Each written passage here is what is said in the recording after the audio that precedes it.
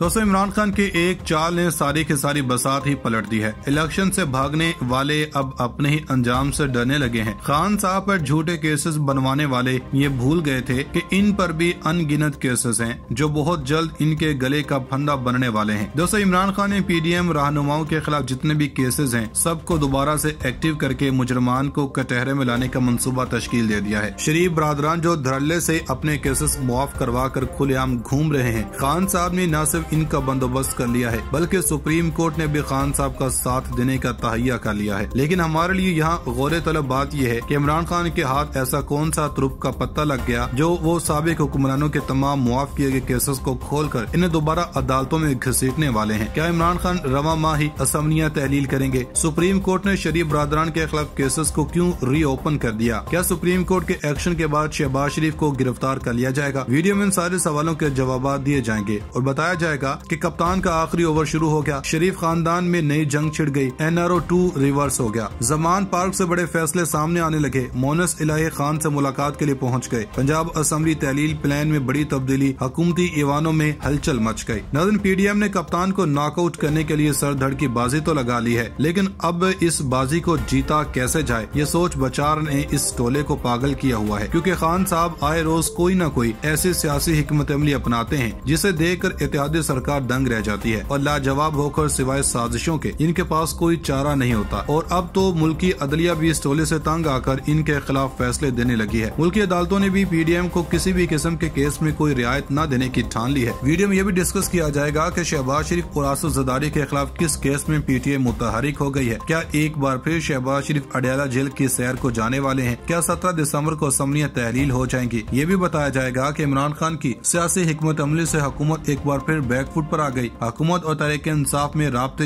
एक बार फिर बहाल, दो अहम वज़रा ईवान सदर जा पहुँचे, शहबाज सरकार की दौड़ें लग गयी। इमरान खान ने हुकूमत को एक और बड़ा सरप्राइज दे दिया। पीटीआई ने जमान पार्क में बैठक लगा ली, मुल्क डिफॉल्ट होने का खतरा, IMF ने भी हरी झंडी दिखा दी। पीडीएम बनी तो खान साहब की बर्बादी के लिए थी, लेकिन 8 महीनों में अपनी ही सियासी कब्र खोद बैठी है। आए दिन इस इत्तेहाद के अंदर से बगावत और साजिश की सदाएं बुलंद होती रहती हैं और अब की बार ऐसा कुछ हुआ कि पीडीएम का सरबराह भी चकरा गया। पीडीएम ने शरीफ बरादरान समेत आसिफ जरदारी और दीगर जमातों के किन रहनुमाओं को अदालतों में घसीटने का प्लान बनाया। इस सब पर बात करने से पहले हम आपको बताते चलें कि साबिक वज़ीर-ए-आज़म इमरान खान का कहना है कि वो 17 दिसंबर को पंजाब और खैबर पख्तूनख्वा की सूबाई असेंबलियां तोड़ने का ऐलान करेंगे। 17 तारीख को लिबर्टी चौक पर तहरीक इंसाफ का इज्तिमा होगा, जहां वो दोनों असेंबली की तहलील के हवाले से ऐलान करेंगे। इमरान खान ने ये भी कहा कि इनके अराकीन कौमी असेंबली ईवान में जाकर दोबारा इस्तीफे देंगे, जिसके बाद 70% मुल्क इलेक्शन मोड में चला जाएगा। अकल तो ये कहती है कि अगर 70% मुल्क में इंतखाबात करवाने हैं तो बेहतर है कि आम इंतखाबात ही करवा दिया जाए। अपनी प्रेस कॉन्फ्रेंस में इमरान खान ने कहा कि शर्मनाक तरीके से बड़े डाकुओं के केसेस खत्म किए जा रहे हैं। हम तबाही के किनारे पर खड़े हैं, हमारी मुईशत तबाही की तरफ जा रही है। मुईशत इसलिए तबाह हो रही है कि हमारे मुल्क में इंसाफ नहीं। बड़े डाकू जो मफरूर थे आज वो वापस आ रहे हैं और इनके केसेस खत्म हो रहे हैं। इन चोरों को NRO 2 देकर पाक किया जा रहा है। जनरल बाजवा ने इनको NRO 2 दिया। सलमान शहबाज वापस आकर कहता है इसके साथ कितना जुल्म हुआ। इमरान खान ने कहा कि अब जरदारी माफिया को भी मुआफ किया जाएगा। पाकिस्तान में कानून की हुक्मरानी नहीं। 88% बिजनेसमैन कहते हैं इन्हें इस हुकूमत पर भरोसा नहीं। इमरान खान ने कहा कि जब मैं हुकूमत में था जनरल बाजवा ने कहा था कि एहतसाब को छोड़ दें, मुआशरत पर ध्यान दें। बाजवा ने फाइनेंशियल एक्शन टास्क फोर्स के हवाले से कानून साजी के वक्त कहा कि ओपोजिशन को NRO 2 दे दो। अदलिया फौज को मुल्क की फिक्र है तो खुदा का वास्ता मुल्क को साफ और शफाफ इलेक्शन की तरफ ले जाएं। इससे दलदल से निकलने के लिए इलेक्शन के अलावा कोई रास्ता नहीं।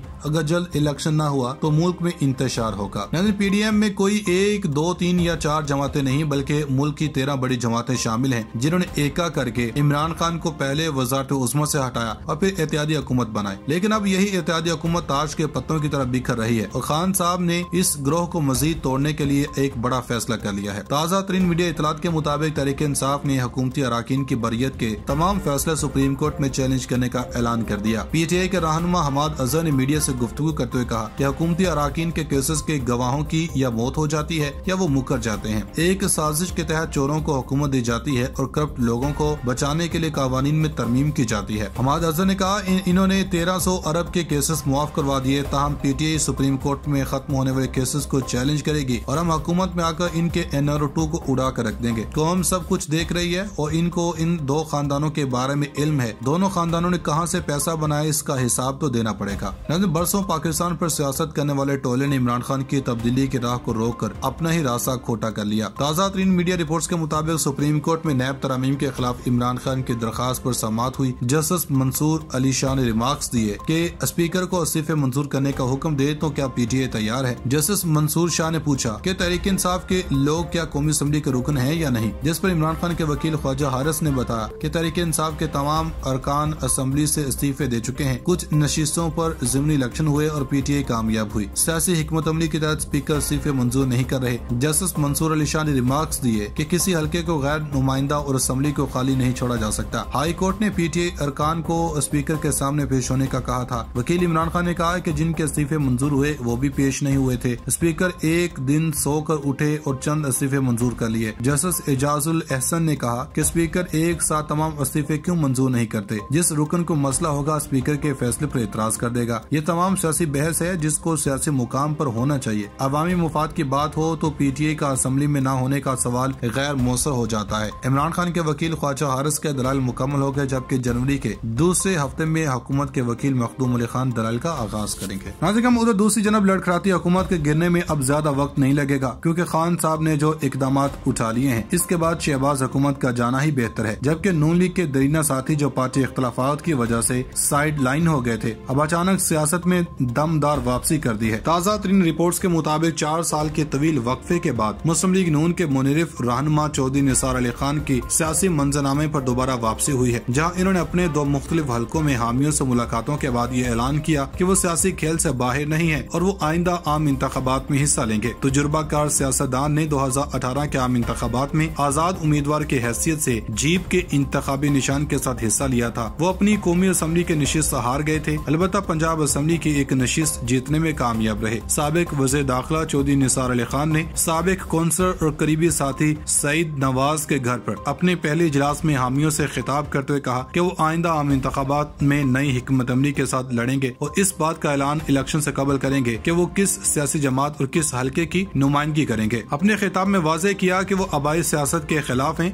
और अपने बेटे तैमूर अली खान को किसी भी हल्के में बतौर उम्मीदवार मैदान में नहीं उतारेंगे। इन्होंने मजीद कहा कि वो पिछले 4 सालों में गाली की सियासत का हिस्सा नहीं बने और अब वक्त आ गया है कि वो अपने हल्के के अवाम, बिलखुसूस अपने वोटर्स और सपोर्टर्स के बेहतरीन मुफाद में अपने हल्के में सियासी सरगर्मियों का दोबारा आगाज करें। सियासी दर्जा हरारत में इजाफे के साथ हुकूमत ने मुल्क गिर अवामी राब्ता प्रोग्रामों का ऐलान किया है और तमाम सियासी रहनुमाओं और ख्वाहिशमंद उम्मीदवारों ने मुख्तलिफ जराये से अवामी राब्ता मुहिम शुरू की है। इमरान खान के हरीफ PTI रहनुमा गुलाम सरवर खान और इनके बेटे रुकन पंजाब असम्बली मंसूर हयात खान और भतीजे MPA अमार सादिक खान ने भी मुख्तलिफ तरक्याती मंसूबों, खुसूसन सड़कों के मंसूबों के इफ्तिताह के जरिए अवामी राब्ता मुहिम का आगाज किया, जबकि इनके साहबजादी ज़ैनब हयात खान ने अवाम और अपने हल्के के लोगों की हिमायत हासिल करने के लिए एहसास राशन रजिस्ट्रेशन प्रोग्राम का भी इफ्तिताह किया है। और उधर दूसरी जनब ये भी इतलात गर्दिश कर रही हैं कि चौधरी निसार अली खान को अबूरी सेटअप के अंदर निगरान वज़ीर आज़म के लिए मुंतखब किया जाएगा। चौधरी निसार को निगरान वज़ीर आज़म के लिए काफी मौजू उम्मीदवार समझा जा रहा है। अब इसमें देखना यह है कि क्या चौधरी निसार आने वाले अबूरी सेटअप में निगरान वज़ीर आज़म की